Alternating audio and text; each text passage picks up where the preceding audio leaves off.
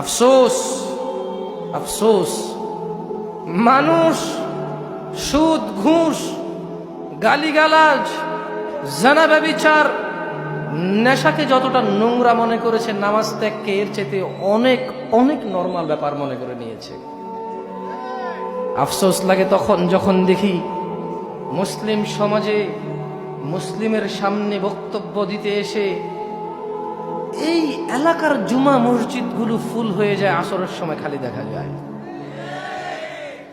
আফসোস লাগে যখন বাপ মুসলমান, মা মুসলমান, নিজে মুসলমান, থাকি মুসলমানের পাড়ায়, সপ্তাহে গরুর গোশত না খেলে নিজেকে দরিদ্র মনে হয়।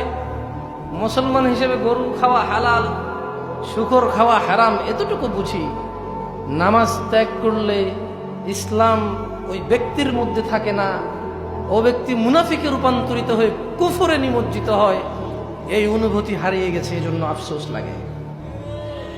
আফসোস লাগে আল্লাহ তাআলা এই দ্বীনে ইসলামের 5টি স্তম্ভের আল্লাহকে সাক্ষ্য দেওয়ার পর দ্বিতীয় স্তম্ভ, দ্বিতীয় পিলার এবং খুঁটি, যার উপরে ইসলাম দাঁড়িয়ে আছে, দ্বীন মুসলিম দাঁড়িয়ে থাকবে, সেটাকেই নামাজ করেছে।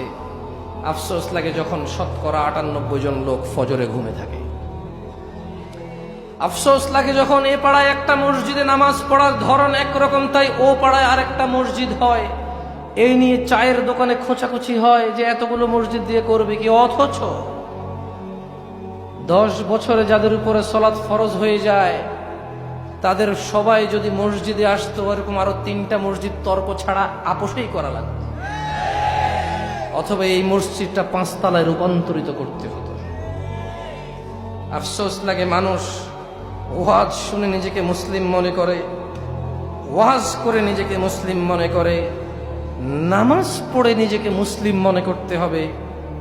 বেশিরভাগ মানুষের অনুভূতি নষ্ট হয়ে গেছে। আমি নিজেকে বাদ দিচ্ছি না, এই কাতার থেকে আমি নিজেকে বাদ দিচ্ছি না, আমার পরিবারকে বাদ দিচ্ছি না, আমার পাড়া প্রতিবেশী আত্মীয় স্বজনকে বাদ দিচ্ছি না। আমি বলতে চাই না যে চিটাগংয়ে আমার পাড়া, আমার ঘর অনেক নামাজি, কলারুয়া এসেছি সব বেনামাজি, আমি এরকম